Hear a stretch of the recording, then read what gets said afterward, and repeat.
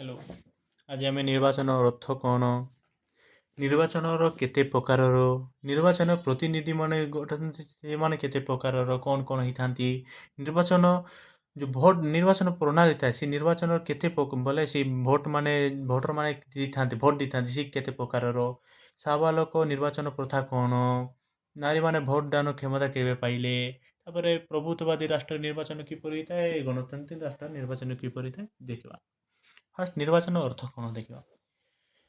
ନିର୍ବାଚନ ହେଉଛି ପ୍ରତିନିଧି ଚୟନ କରିବାର ଏକ ଆନୁଷ୍ଠାନିକ ପ୍ରକ୍ରିୟା। ନିର୍ବାଚନ ହେଉଛି ଏକ ପ୍ରତିନିଧି ଚୟନ, ପ୍ରତିନିଧିମାନଙ୍କୁ ଚୟନ କରିବାର ଆନୁଷ୍ଠାନିକ ପ୍ରକ୍ରିୟା। ସରକାରର ପ୍ରତିନିଧି ହେଉ ଯେଉଁ ପ୍ରତିନିଧି ହେଉ ତାକୁ ଚୟନ କରିବା ଆନୁଷ୍ଠାନିକ ପ୍ରକ୍ରିୟା। ଏଥିରେ ଗୋଷ୍ଠୀଗତ ନିଷ୍ପତ୍ତି ଗ୍ରହଣ କରି ସଂଖ୍ୟାଗରିଷ୍ଠତା ମତରେ ଏକ ଦେଖ ଏ ଯେଉଁ ନିର୍ବାଚନ ହେଇଥାଏ ଲୋକମାନଙ୍କର ଯେଉଁ ଭୋଟର ସଂଖ୍ୟାଗରିଷ୍ଠତା ହାସଲ କରିଥାଏ ସେହି ବ୍ୟକ୍ତିମାନେ ରାଜନୈତିକ, ସାମ୍ବିଧାନିକ ଏବଂ ସରକାର ନିମନ୍ତେ ନିର୍ବାଚନ କରିଥାନ୍ତି ଏବଂ ପଦବୀ ପାଇଥାନ୍ତି। ମୁକ୍ତ ମତଦାନ, ପ୍ରତ୍ୟକ୍ଷ ପରୋକ୍ଷ ଗଣତନ୍ତ୍ର ଦେଖାଯାଇଥାଏ ନିର୍ବାଚନରେ। ଏହି ନିର୍ବାଚନ ଦ୍ୱାରା ଜନପ୍ରିୟ ସାର୍ବଭୌମତ୍ୱ, ରାଜନୈତିକ ସ୍ୱାଧୀନତା, ରାଜନୈତିକ ସମାନତା ପରି ଗଣତାନ୍ତ୍ରିକ ମୌଳିକ ନୀତିଗୁଡ଼ିକ ଦ୍ୱାରା ପରିଚାଳିତ ଜନପ୍ରିୟ ସାର୍ବଭୌମତ୍ୱ, ରାଜନୈତିକ ସ୍ୱାଧୀନତା, ରାଜନୈତିକ ସମାନତା ପରି ମୌଳିକ ନୀତି। ବ୍ୟବସ୍ଥାପିକା ଦେଖ ଏହି ନିର୍ବାଚନ ଦ୍ୱାରା ବ୍ୟବସ୍ଥାପିକା, ଆଞ୍ଚଳିକ, ସ୍ଥାନୀୟ ବିଭିନ୍ନ ପଦବୀ ପୂରଣ କରାଯାଇଥାଏ। ଦେଶ କାଳ ଦ୍ୱାରା ଦେଖ କେଉଁ ଦେଶରେ କାର୍ଯ୍ୟପାଳିକା, ନ୍ୟାୟପାଳିକାରେ ମଧ୍ୟ ପ୍ରତିନିଧି ଚୟନ କରାଯାଇଥାଏ। ଯେମିତି ମିଳିତ ଜାତିସଂଘର ଆମର ନ୍ୟାୟପାଳିକା ଅଛି ସେଠିର ପ୍ରତିନିଧିକୁ ନିର୍ବାଚନ କରାଯାଇଥାଏ। ସେହିପରି ବେସରକାରୀ, ସରକାରୀ ଯେଉଁ ପ୍ରତିନିଧି ଅନୁଷ୍ଠାନମାନଙ୍କର ନିର୍ବାଚନ ଅନୁଷ୍ଠାନ ହୋଇଥାଏ। ସେହିପରି ଆଧୁନିକ ପ୍ରତିନିଧିମୂଳକ ଗଣତନ୍ତ୍ର ରାଷ୍ଟ୍ରରେ ମଧ୍ୟ ନିର୍ବାଚନ ହୋଇଥାଏ। ପ୍ରମୁଖ ଆମର ବେଶୀରୁ ବେଶୀ ନିର୍ବାଚନର ଭୂମିକା ବେଶୀ ପ୍ରତିନିଧିମୂଳକ ଗଣତନ୍ତ୍ରରେ ନିର୍ବାଚନର ଭୂମିକା ଅଧିକ ହେଲା। ଭୂମିକା ତାର ବଡ଼ ବଡ଼ ରାଷ୍ଟ୍ର ପାଇଁ ସହଜ ନୁହେଁ। ଦେଖ ପ୍ରତିନିଧି ଗଣତନ୍ତ୍ର ରାଷ୍ଟ୍ରରେ ପ୍ରତ୍ୟେକ ନିର୍ବାଚନ ନା ବେଶୀ ଦେଖାଯାଇଥାଏ। କେଉଁ ରାଷ୍ଟ୍ରରେ ପରୋକ୍ଷ ନିର୍ବାଚନ ବେଶୀ ଦେଖାଯାଇଥାଏ। ଗଣତାନ୍ତ୍ରିକ ରାଷ୍ଟ୍ର ଜନମତର ଶାସନ, ସେଠି ଜନମତ ଦ୍ୱାରା ପରିଚାଳିତ।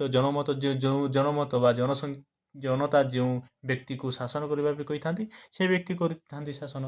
ସେଥିପାଇଁ ନିର୍ବାଚନ ଦ୍ୱାରା ସେ ପ୍ରତିନିଧି ଚୟନ କରାଯାଇଥାଏ। ନିର୍ବାଚନ ପରେ ଗୋଟିଏ ରାଜନୈତିକ ଦଳ ଦେଖ ଯେଉଁ ଦଳଗୁଡ଼ିକ ସଂଖ୍ୟାଗରିଷ୍ଠତା ହାସଲ କରିଥାଏ ସେ ସରକାର ଗଠନ କରିଥାଏ। ସେହିପରି ଚାଲିଥାଏ ହେଲା। ଆମର ଜନମତ ଯେଉଁ ବ୍ୟକ୍ତିମାନେ କାହାକୁ ଭୋଟ ଦେଇଥାନ୍ତି, ବ୍ୟକ୍ତିମାନେ ଯାହାର ଶିକ୍ଷା ଥିବ, ଯାହାର ଚରିତ୍ର ବେଶୀ ଭଲ ଥିବ, ଯାହାର ବିଭିନ୍ନ ତାର ଗୁଣ କିପରି କାର୍ଯ୍ୟ କରିଥାଏ, କ୍ଷମତା ତାହାକୁ ସେ ବ୍ୟକ୍ତିମାନଙ୍କୁ ନିର୍ବାଚନ କରିଥାନ୍ତି। ପରୋକ୍ଷ ଗଣତନ୍ତ୍ର ଦେଖ ମୁଁ କହିଥିଲି ପରୋକ୍ଷ ଗଣତନ୍ତ୍ର ବା ପ୍ରତିନିଧିମୂଳକ ଶାସନରେ ନିର୍ବାଚନ ଭୂମିକା ଗୁରୁତ୍ୱପୂର୍ଣ୍ଣ। ନିର୍ବାଚନର ଭୂମିକା ହେଉଛି ପ୍ରତିନିଧିମୂଳକ ଗଣତନ୍ତ୍ରର ଭୂମିକା ଗୁରୁତ୍ୱପୂର୍ଣ୍ଣ ହେଲା। ନିର୍ବାଚନରେ ଆମେ ସାବାଲକ ବିଷୟରେ ପରେ ପଢ଼ିବା ହେଲା। କ'ଣ ସାବାଲକ କାହାକୁ କୁହାଯାଏ? ସାବାଲକମାନେ ଅଂଶଗ୍ରହଣ କରିଥାନ୍ତି ନିର୍ବାଚନରେ। ଯେଉଁ ବ୍ୟକ୍ତିମାନେ 18 ବର୍ଷରୁ ଉର୍ଦ୍ଧ୍ୱ, କେଉଁ ରାଷ୍ଟ୍ରର 19 ବର୍ଷରୁ ଉର୍ଦ୍ଧ୍ୱ ହୋଇଥାଏ, କେଉଁ ରାଷ୍ଟ୍ରର 20 ବର୍ଷରୁ ଉର୍ଦ୍ଧ୍ୱ ହୋଇଥାଏ। ଯେଉଁ ବ୍ୟକ୍ତିମାନେ ସାବାଲକ ଥାନ୍ତି ସେମାନେ ନିର୍ବାଚନରେ ଅଂଶଗ୍ରହଣ କରିଥାନ୍ତି। ଏବେ ଦେଖ ନିର୍ବାଚକ କାହାକୁ କୁହାଯାଏ? କୋଶ୍ଚିନ୍ ପଢ଼ିବ, ସର୍ଟ କୋଶ୍ଚିନ୍ରେ ପଡ଼ିପାରେ। ନିର୍ବାଚକ କାହାକୁ କୁହାଯାଏ? ଯେଉଁ ନାଗରିକମାନେ ଭୋଟ ଦେବାର ଯୋଗ୍ୟତା ଥାଏ ହାସଲ କରିଥାନ୍ତି ତାକୁ ନିର୍ବାଚକ କୁହାଯାଏ। ଆର୍ ସେ ନିର୍ବାଚକମାନଙ୍କୁ ନେଇ ଗୋଟେ ଗୋଷ୍ଠୀ ବା ସମଷ୍ଟି, ନିର୍ବାଚକମାନଙ୍କର ସମଷ୍ଟି ବା ଯେଉଁ ଅଞ୍ଚଳ ଗୋଟେ ହୋଇଥାଏ ତାକୁ ନିର୍ବାଚନ ମଣ୍ଡଳ ବୋଲି କୁହାଯାଏ। ଏବଂ ଯେଉଁଠି ନିର୍ବାଚନ କରିଥାଉ ତାକୁ ଭୋଟ କେନ୍ଦ୍ର ବୋଲି କୁହାଯାଏ ହେଲା। ଭୋଟ କେନ୍ଦ୍ର କାହାକୁ କୁହାଯାଏ? ଯେଉଁଠି ଭୋଟ ଦେବା ପାଇଁ ଯିବୁ। ନିର୍ବାଚନ ମଣ୍ଡଳୀ କାହାକୁ କୁହାଯାଏ? ଗୋଟେ ଅଞ୍ଚଳକୁ କୁହାଯାଏ ହେଲା। ଯେ ଭୋଟ ଗୋଟେ ସମଷ୍ଟି, ନିର୍ବାଚକର ସମଷ୍ଟି। ନିର୍ବାଚକ କାହାକୁ କୁହାଯାଏ? ଯେ ଭୋଟ ଦେବାର ଅଧିକାର ଥାଏ ତାକୁ ନିର୍ବାଚକ ବୋଲି କୁହାଯାଏ ହେଲା।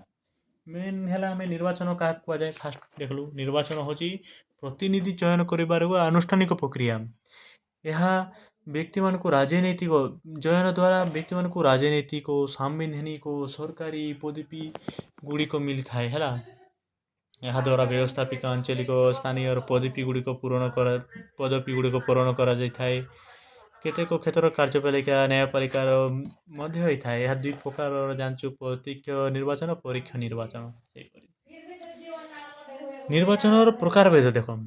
ନିର୍ବାଚନ ସାଧାରଣତଃ ଦୁଇ ପ୍ରକାରର, ପ୍ରତ୍ୟକ୍ଷ ନିର୍ବାଚନ, ପରୋକ୍ଷ ନିର୍ବାଚନ। ହେଲା, ଆମେ ଗୋଟେ ଜାଣିଥାଉ ପ୍ରତ୍ୟକ୍ଷ ନିର୍ବାଚନ ଦ୍ୱାରା ଯେଉଁ ପ୍ରତିନିଧି ମିଳିଥାନ୍ତି ଓ ପରୋକ୍ଷ ନିର୍ବାଚନ ଦ୍ୱାରା ଯେଉଁ ପ୍ରତିନିଧି ମିଳିଥାନ୍ତି ତାଙ୍କ ମଧ୍ୟରେ କ୍ଷମତା ଅଲଗା ଅଲଗା।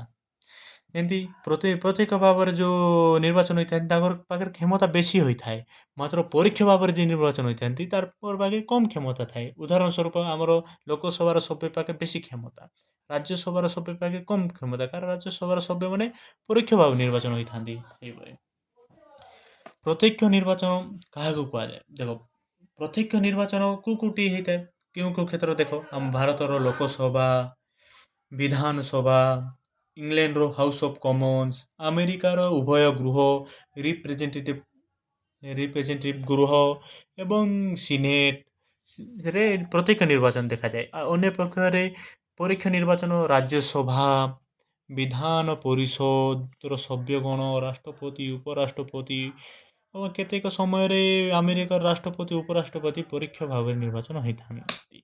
ଏବେ ଆମେ ପଢ଼ିବା ପ୍ରତ୍ୟକ୍ଷ ନିର୍ବାଚନ କାହାକୁ କୁହାଯାଏ, ତାର ସୁଗୁଣ କ'ଣ, ତାର ଦୁର୍ଗୁଣ କ'ଣ। ହେଲା, ପ୍ରତ୍ୟକ୍ଷ ନିର୍ବାଚନ ଯେଉଁଠାରେ ଜନସାଧାରଣ ସିଧାସଳଖ ଭାବରେ ସେମାନଙ୍କ ପ୍ରତିନିଧିକୁ ନିର୍ବାଚିତ କରିଥାନ୍ତି ତାକୁ ପ୍ରତ୍ୟକ୍ଷ ନିର୍ବାଚନ କୁହାଯାଏ। ଯେଉଁ ନିର୍ବାଚନରେ ଜନସାଧାରଣ ପ୍ରତ୍ୟକ୍ଷ ଭାବରେ ପ୍ରତିନିଧିମାନଙ୍କୁ ଚୟନ କରିଥାନ୍ତି ବା ନିର୍ବାଚିତ କରିଥାନ୍ତି ତାହାକୁ ପ୍ରତ୍ୟକ୍ଷ ନିର୍ବାଚନ କୁହାଯାଏ। ଏହା ଲୋକ ପ୍ରତିନିଧିମାନଙ୍କୁ ଅଧିକ କ୍ଷମତା ଉପଭୋଗ କରିଥାଏ। ଏହି ଦ୍ୱାରା ଯେଉଁ ପ୍ରତିନିଧି ଚୟନ ଥାନ୍ତି, ଯେଉଁ ହାସଲ କରିଥାନ୍ତି କ୍ଷମତା, ତାଙ୍କ ପାଖେ ଅଧିକ କ୍ଷମତା ଥାଏ। ସଂସାରିତ ସମୟରେ ରାଷ୍ଟ୍ରମାନଙ୍କର ବ୍ୟବସ୍ଥାପିକା ନିମ୍ନକକ୍ଷରେ ଦେଖ, ସୁଗୁଣ କ'ଣ ଦେଖିବା। ରାଜନୀତିକ ଚେତନା ବୃଦ୍ଧି ଥାଏ। ପ୍ରତ୍ୟକ୍ଷ ନିର୍ବାଚନ ଫାଷ୍ଟ ହେଲା ରାଜନୀତିକ ଚେତନା ବା ରାଜନୀତି ଶିକ୍ଷା ମିଳିଥାଏ। ପ୍ରତ୍ୟକ୍ଷ ନିର୍ବାଚନ ଦ୍ୱାରା ପ୍ରତ୍ୟେକ ବ୍ୟକ୍ତି ଲୋକମାନେ ଅଂଶଗ୍ରହଣ କରିଥାନ୍ତି ନିର୍ବାଚନରେ, ଯାହାଦ୍ୱାରା ତାଙ୍କ ମନକୁ ରାଜନୀତିକ ଶିକ୍ଷା ମିଳିଥାଏ। କେଉଁ ବ୍ୟକ୍ତିକୁ ଦେବା, କ'ଣ କରିବ, ଭୋଟ ଦାନ କିପରି ଦିଆଯାଇଥାଏ, ସେହିପରି ଶିକ୍ଷା। ପ୍ରତ୍ୟକ୍ଷ ଫାଷ୍ଟ ସେକେଣ୍ଡ ହେଲା ପ୍ରତ୍ୟକ୍ଷ ସମ୍ପର୍କ। ଏହା ଲୋକମାନେ ନା ପ୍ରତ୍ୟକ୍ଷ ସମ୍ପର୍କ ଥାଏ ଜନସାଧାରଣଙ୍କ ସହିତ। ଭୋଟରମାନଙ୍କୁ ଭେଟି ପ୍ରତ୍ୟେକ ପ୍ରାର୍ଥୀଙ୍କୁ ନିଜର ସେମାନଙ୍କ ସମର୍ଥନ ଲାଭ କରିଥାନ୍ତି। ଦେଖ, ଯେଉଁ ଭୋଟର ବା ଯେଉଁ ପ୍ରତିନିଧି ଥାନ୍ତି ସେ ଭୋଟରମାନଙ୍କ ପାଖରେ ଆସିଥାନ୍ତି ଏବଂ ତାଙ୍କୁ ନିମନ୍ତେ ସେ ଭୋଟ ପାଇବା ନିମନ୍ତେ ନିଜର ସମର୍ଥନ ନିମନ୍ତେ ତାଙ୍କୁ କହିଥାନ୍ତି ଭୋଟରମାନଙ୍କୁ। ସେ ପ୍ରତ୍ୟକ୍ଷ ସମ୍ପର୍କ ଥାଏ। ଦୁର୍ନୀତିରୁ ମୁକ୍ତ। ଦେଖ, ପ୍ରତ୍ୟେକ ନିର୍ବାଚନ ଲାଞ୍ଚ, ମିଛ, ଦୁର୍ନୀତି ଆଶ୍ରୟ ନେବା ସମ୍ଭବ ନୁହେଁ। ଭୋଟରମାନଙ୍କ ସଂଖ୍ୟା ଅତ୍ୟଧିକ ହେଲେ ସେମାନଙ୍କୁ ଅର୍ଥନୈତିକ ପ୍ରୟୋଜନ ହାତ କରିନେବା ପାଇଁ ଅବଶ୍ୟ ଉଦ୍ୟମ ନୁହେଁ, ମାତ୍ର ଏହା ପ୍ରତ୍ୟେକ ନିର୍ବାଚନ ଏତେ ସହଜ ନୁହେଁ। ଦୁର୍ନୀତି ମୁକ୍ତ ହୋଇଥାଏ, କାରଣ ପାଇଁ ଲୋକମାନେ ଏଠାରେ ମିଛ ଦୁର୍ନୀତିର ଆଶ୍ରୟ ସମ୍ଭବ ନୁହେଁ। ଏତେ ଲୋକମାନଙ୍କୁ କିପରି ଏତେ ପଇସା ଦେବା, ସେ ପ୍ରତିନିଧି ପଇସା କିପରି ଦେବେ ଏତେ ଲୋକମାନଙ୍କୁ, ବେଶୀ ଗୁଡ଼ିଏ ଲୋକ ଥିବେ, ସେଇଟା ଦୁର୍ନୀତି ମୁକ୍ତ ହେଲା। ତାପରେ ଦାୟିତ୍ୱ ସମ୍ବନ୍ଧ। ଦେଖ, ନିର୍ବାଚନ ପ୍ରତ୍ୟକ୍ଷ ସମ୍ପର୍କ ଥାଏ। ଯେଉଁ ବ୍ୟକ୍ତିମାନେ କାର୍ଯ୍ୟ କରିପାରିବେ, କେଉଁ ଦକ୍ଷ ବ୍ୟକ୍ତିମାନେ ସରକାର ଗଠନ କରିପାରିବେ, ସେହି ବ୍ୟକ୍ତିମାନଙ୍କୁ ଆକା ଆମେ ନିର୍ବାଚିତ କରିଥାଉ, ଯାହା ଦାୟିତ୍ୱ ସମ୍ପନ୍ନ ବ୍ୟକ୍ତିମାନେ ମିଳିଥାନ୍ତି। ଦୁର୍ଗୁଣ କ'ଣ ଦେଖିବା। ଯୋଗ୍ୟ ବ୍ୟକ୍ତି ନିର୍ବାଚିତ ରହିଥାନ୍ତି। ଦେଖ, ଏହାଠାରେ ଏତେ ମିଥ୍ୟା ପ୍ରଚାର ହୋଇଥାଏ, ଜନମତକୁ ପ୍ରଭାବିତ କରିବା ବିଭିନ୍ନ ପ୍ରଣାଳୀ। ଏହାଦ୍ୱାରା ଯୋଗ୍ୟ ବ୍ୟକ୍ତିମାନେ ଏଠି ଅଂଶଗ୍ରହଣ କରିବା ପାଇଁ ରାଜି ହୁଅନ୍ତି ନାହିଁ, ତାଙ୍କୁ ମାନେ ଘିନ୍ନ ଲାଗିଥାଏ ଯୋଗ୍ୟ ବ୍ୟକ୍ତିମାନେ ନିର୍ବାଚିତ ହେଲେ। ଅଯୋଗ୍ୟ ଭୋଟର, ଏ ସାବାଳକ ଭୋଟ ପ୍ରଥା, ଅଧିକ ସଂଖ୍ୟକ ଭୋଟର ଥାନ୍ତି। ଅଧିକାଂଶ ବ୍ୟକ୍ତି ଅଶିକ୍ଷିତ ଥାନ୍ତି, କାହାଙ୍କର ଜ୍ଞାନ ନଥାଏ, କେଉଁ ବ୍ୟକ୍ତିକୁ ଚୟନ କରିପାରିନଥାଏ, ଅଯୋଗ୍ୟ ବ୍ୟକ୍ତିଙ୍କୁ ନିର୍ବାଚିତ କରିଥାନ୍ତି। ଅଯୋଗ୍ୟ ଭୋଟର ଥାନ୍ତି ଏଠି। ବିଭ୍ରାନ୍ତ। ଦେଖ, ଏଠି ଏତେ ବଡ଼ ନିର୍ବାଚନ, ପ୍ରତ୍ୟକ୍ଷ ନିର୍ବାଚନ ଥାଏ, ସେ ଲୋକମାନେ ଧର୍ମ, ଆଞ୍ଚଳିକ ଅର୍ଥ ବଳ ଦ୍ୱାରା ବିଭ୍ରାନ୍ତ ବା ଦୁର୍ନୀତିଗ୍ରସ୍ତ କାର୍ଯ୍ୟ ଦ୍ୱାରା ସେ ଦୁର୍ନୀତି ଦ୍ୱାରା ଲୋକମାନେ ନିର୍ବାଚିତ କରିଥାନ୍ତି। ବୟସ ସାପେକ୍ଷ। ଏହା ପ୍ରତିନିଧି ପରୋକ୍ଷ ନିର୍ବାଚନ ଅପେକ୍ଷା ପ୍ରତ୍ୟକ୍ଷ ନିର୍ବାଚନ ଅଧିକ ବୟସ ସାପେକ୍ଷ, ଅଧିକ ଖର୍ଚ୍ଚ ହୋଇଥାଏ। ହେଲା, ତିନିଟା। ନିବୃତ୍ତ ବ୍ୟକ୍ତି, ଯୋଗ୍ୟ ବ୍ୟକ୍ତି ନିବୃତ୍ତ ରହିଥାନ୍ତି ବା ଚୁପ୍ ରହିଥାନ୍ତି, ଅଂଶଗ୍ରହଣ ଏତେ କରନ୍ତି ନାହିଁ। ଅଯୋଗ୍ୟ ଭୋଟର ଦେଖାଯାଇଥାନ୍ତି, ବିଭ୍ରାନ୍ତରେ ପଡ଼ିଥାନ୍ତି, ବୟସ ସାପେକ୍ଷ। ପରୋକ୍ଷ ନିର୍ବାଚନ କାହାକୁ କୁହାଯାଏ? ପରୋକ୍ଷ ନିର୍ବାଚନ ଲୋକପ୍ରତିନିଧି ମାନେ ଯେଉଁ ନିର୍ବାଚନରେ ପ୍ରତ୍ୟକ୍ଷ ଭାବରେ ନିର୍ବାଚିତ ନ ହୋଇ ପରୋକ୍ଷ ଭାବରେ ନିର୍ବାଚିତ ହୁଅନ୍ତି ତାହାକୁ ପରୋକ୍ଷ ନିର୍ବାଚନ କୁହାଯାଏ।